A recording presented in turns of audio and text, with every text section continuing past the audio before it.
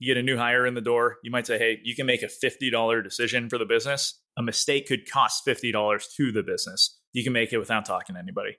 And then once anything over that, you come talk to your next line supervisor or you come talk to me. Sure. And then we'll make that decision. Then over time, that keeps growing and stuff. So now you got a team member who can make a $50,000 decision. And at that point, if you already know, hey, they can make that level of decision, you're going to trust them a lot more. You're going to be able to delegate a lot more to them just because you've built up this like confidence, that incremental steps towards proving that someone else can actually do all of these things. We often meet entrepreneurs in the work that we do who get stuck in the business. They're focused on the things that they enjoy. They focus on the reasons that they started the business, the things that they were good at. A lot of times, our clients have actually started a business doing the thing they used to do as a job. And get pulled back in over and over and over again. And one of the biggest challenges we have is helping these entrepreneurs grow their business because they're too busy in it. And they're not spending enough time on it. You've heard it before. Today's guest is an expert at this. He's got a background in the military, and he takes a lot of the principles that he learned there and helps entrepreneurs get ready to take their business to the next level. So get ready, take some notes. This is a packed episode. In fact, so much so that he'll probably be a guest in the future as well. I want to introduce Chris DuBois with Leading for Effect. Welcome to the show, Chris. Ryan, thank you for having me. All right. So our listeners are used to this because I ask this question a lot. I love it because I love knowing where we start with the conversation. So you do a lot of leadership training. You help entrepreneurs. What's the big myth? What's the thing that a lot of people that you work with or that you talk to believe that is absolutely not true? So the thing that I hear the most from founders, entrepreneurs, is that they have this belief that they can do it themselves. And as soon as they crush that belief, it's like their businesses take off. Like everything just aligns because they see it from just a completely different perspective. By getting rid of that, you're hiring an expert team. The idea, like, why would you hire someone if they're not an expert? And so by bringing them in, being able to trust that, hey, they actually do have some expertise and I can let them now grow. I can teach them some stuff, let them build it up. This is probably ego driven at some point, but like as the owner of a company, you often get stuck in those deliverables because you feel they're attached to your name.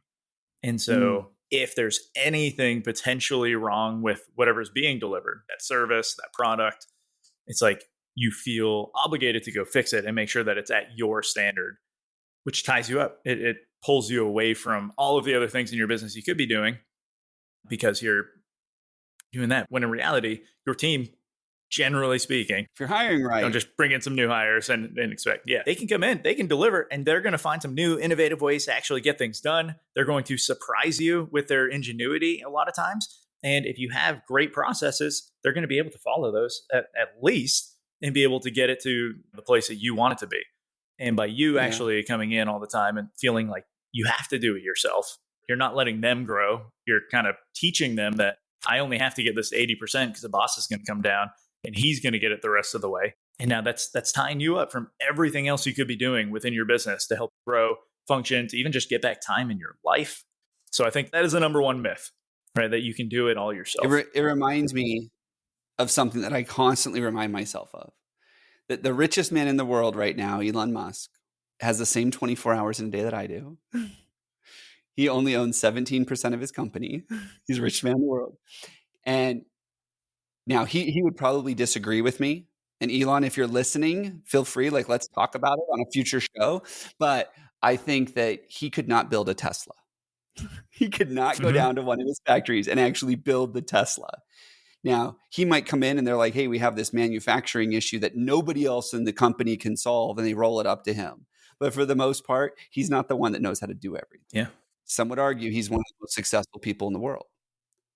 And so I think breaking down that myth that you can do it all. Sure, you can, but your company's only going to be yay big. Right. And you're going to create a job for yourself.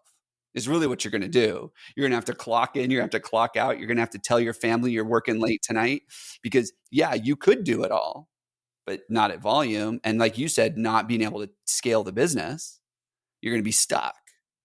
And it's letting go of that belief. So how do people let go of that? I mean, it sounds so easy, like just get your ego out of the way and just let go of it. Like, how do you really let go of that idea that you have to be the one doing the work?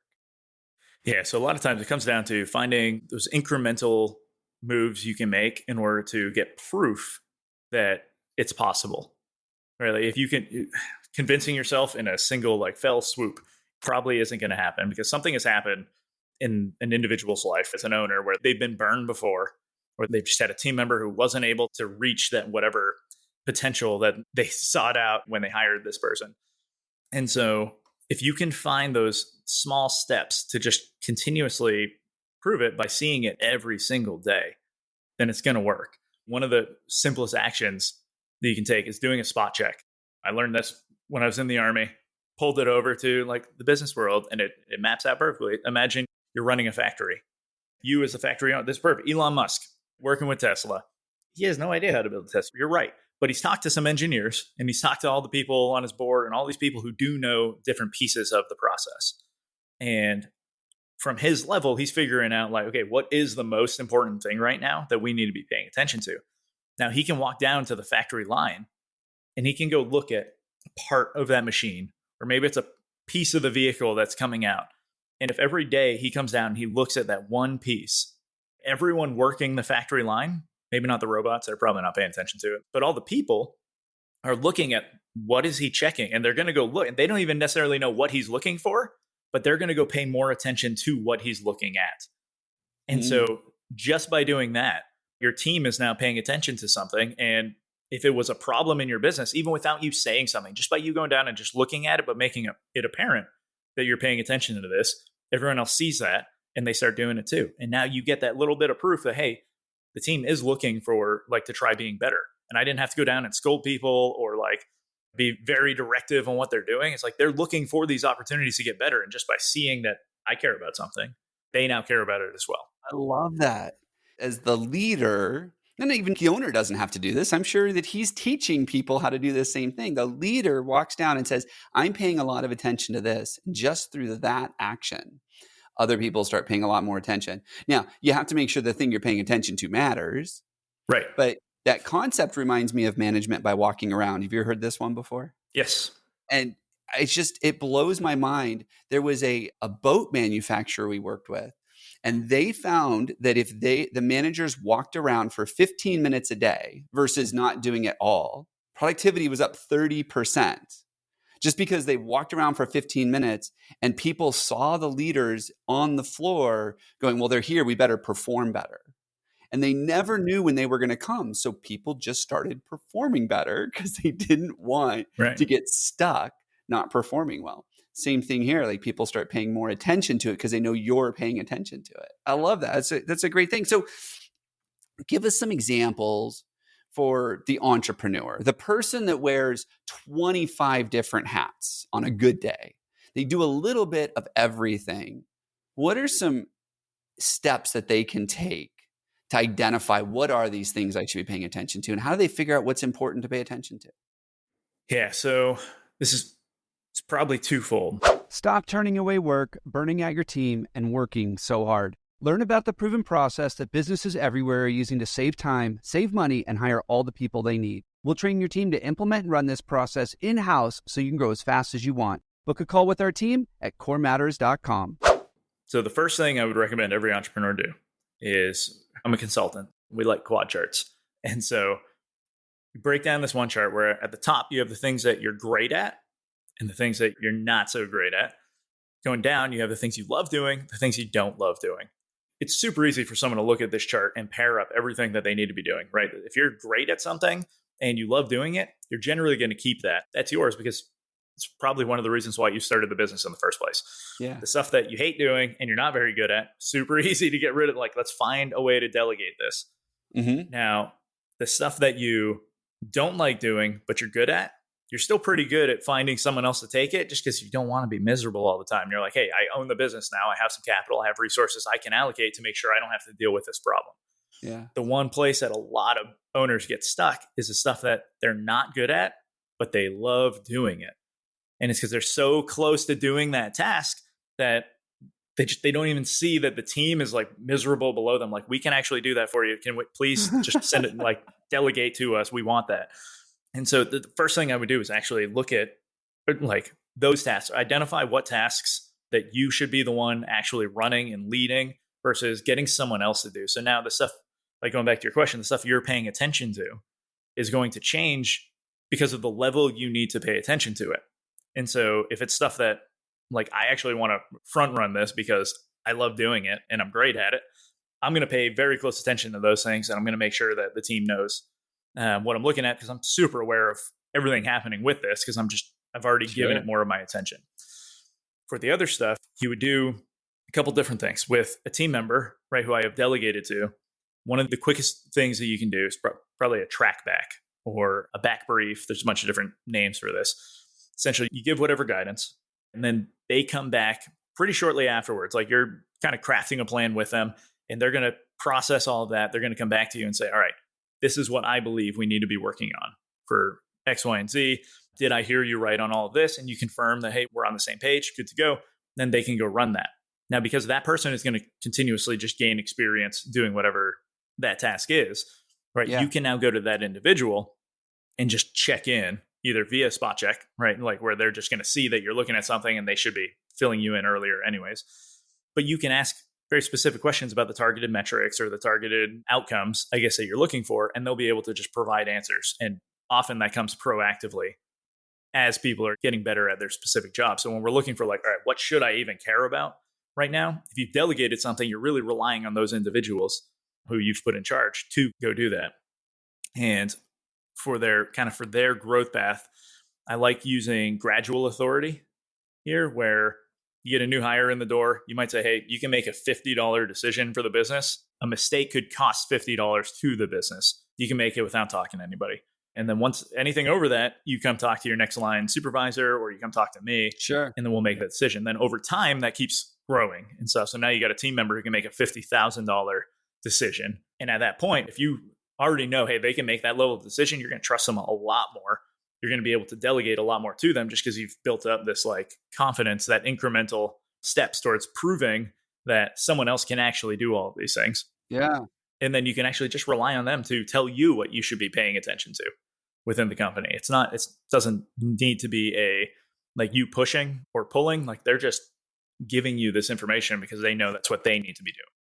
To just make sure I got everything you said, I call it A and B. You share with me and I tell you what I heard just to make sure I'm hearing this right. So the first thing to get to the point where I can start finding out what to focus on and what are those important things is really figuring out what are the things I'm good at, what are the things I love doing, and then making that and saying, okay, now what are the things that I need to give up? And the things that I need to give up are the things that I shouldn't be focusing on. I should let other people focus on those. So if you're on my team, I get to go, Chris, okay, you decide what's the thing to go look at every day. And then your team sees that because that's now your responsibility. So that's one thing, is figure out what to give up. And then the second thing that I heard is, now that I've decided what to give up, how do I actually trust the person to take care of it? And that's where I start spending a little bit of time. What did you call it? What was the authority? Gradual authority. Gradual authority. So you give them little bits of pieces so that if they make a mistake, it's not a huge issue to solve until you go, okay, I trust you. And so it's creating that trust, because that is, I think, the number one thing I run into when I want entrepreneurs to let go is that the reason they think they can't, that nobody else can do it, is because they don't trust anybody else to do it. Because there was one time 17 years ago when little Jimmy did it and it didn't work. So there's no way anybody can ever do it now. Like we hold on to that stuff. Right. So being able to trust them. Now I imagine I'm sitting here thinking about this. Okay, there are some things that I am good at that I love doing, but they're not the right things to be working on. Right? There are some things that I'm good at that I love doing, but like, for example, for me, I love getting in the weeds in the tech in our CRM and writing some code every once in a while. We don't do that at our company. So I make zero money when I do that. So imagine that there are going to be some entrepreneurs that are thinking, okay, I'm great at this. I love it. And then their team looks at it and goes, yeah, but that doesn't make us money. That's not productive. That's not profitable. Like, how do we, I love fishing and I'm good at it. That's on my list. We have a problem. So how do we actually compare that list of great and love and not great and don't love to the business functions to make sure that we're actually driving results for the business? Yeah. So I'd say it's twofold. First, you got to look at opportunity cost, right? Like, Okay. is it actually worth my time to the business? As the owner, you can do things that others can't. Like, no one's going to have as much skin in the game as you do. And others have to generally ask for permission to get certain things done. You can just go do it. Granted, assuming you don't have a board or someone else that you're reporting to. And so I look at that. What is the actual opportunity cost of doing this? Like, yeah, it might bring me some happiness, but it's actually going to stop me from being able to do X, Y, and Z, which are the things that I need in order to pay my team, keep the lights on, like do all of these. So yeah, I would make sure you're doing that. Something that was probably surprising for most is actually that you can find hobbies in your personal life to do some of the things you enjoy doing in your business life. Elaborate for me. Yeah, I'm not big on the whole side hustle culture, but like a lot of people will say, hey, I need to do everything within my business to be happy at work and doing all this. But at some point, like there might be something that like, no, you can't act like with your example, right? I can't actually go work on these tech things because it doesn't do anything for us right now. But you could go find that in your personal life to be happier and bring that happiness and joy to you doing something that then when you show up to work, you're still good to go. Something this unlocks because you enjoy doing that thing.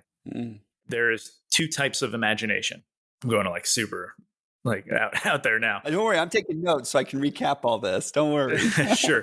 So you got a synthetic imagination and your creative imagination, right? Creative is like we're coming up with new ideas. It's that kid that's just generating that picture of a unicorn doing all these crazy things. But we can build just brand new ideas out of nowhere. We've seen this happen multiple times. They can even turn into great businesses.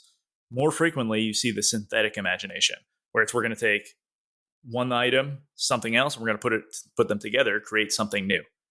And so when you enjoy something and you actually like doing it, you're building things, you're connecting like all these little synapses in your brain. You're thinking differently about what you're actually doing. And even though you can't be doing that in your business, by making sure you're still finding time to do it elsewhere, you're doing something that could benefit your business by potentially creating solutions for what your company actually needs. This is like that idea when I go fishing and I'm completely unplugged and I don't have the phone with me and we're just out there having fun, enjoying nature and all that. And then on the way back from the fishing trip, all of a sudden I have all these ideas that are going to propel the business forward because I was able to disconnect and let my brain work on this different, what you're talking about, right? This synthetic imagination. And I think this is one of the reasons that clarity breaks are so important for entrepreneurs is be able to completely unplug, disconnect so that your brain can work on problems in the background while you're doing something you enjoy.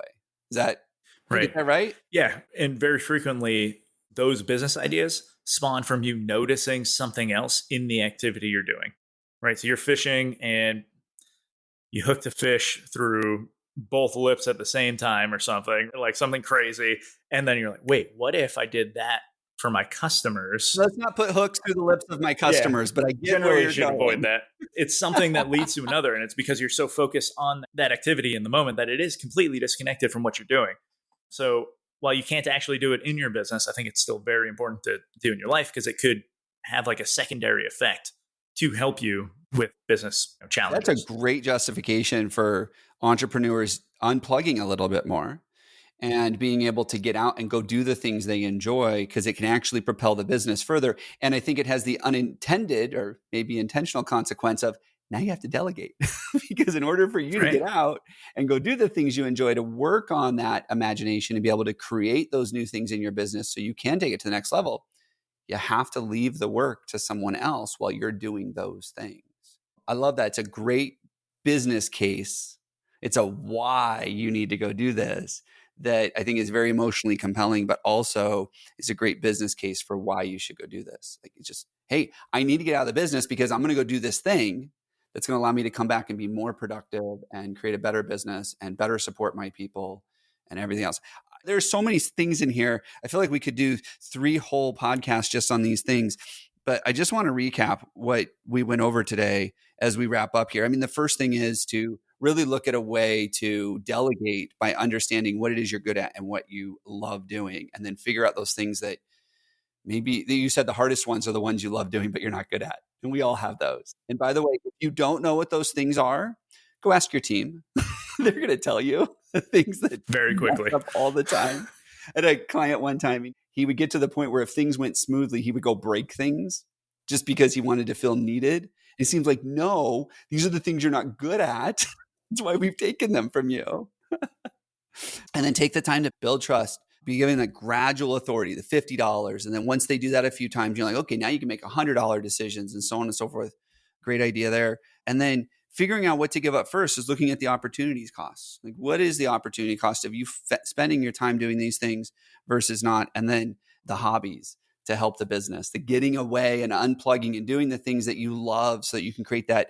I really like the synthetic imagination. Like, I love that connecting dots and connecting problems in your hobbies and the things you do for fun and the time you spend with your family and those things that are really important. And then going, if I were to do that back in the business, what would it do here? And how would that work? So many great ideas and great concepts. Chris, this was awesome. I know there are people right now that are listening going, okay, this guy sounds like he knows his stuff. How do I learn more? How do I get more of this? I know you do a lot of podcasting, so I'm sure you have a lot of free education people can get if they just want to listen and learn more. But you also have a free tool for them that they can get from you to help them with some of this process. Is that correct? Yes. So I've created a delegation guide. Okay. That should walk you through step by step everything you can be doing within your business to make things happen.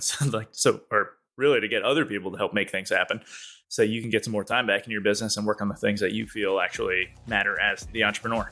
And how do people get that from you? Yeah, reach out to me, Chris at leadingforeffect.com. You can connect to me on LinkedIn as well. I'll make sure I get all that over to you. It's got a companion podcast episode so you can hear everything live. Awesome. Yeah.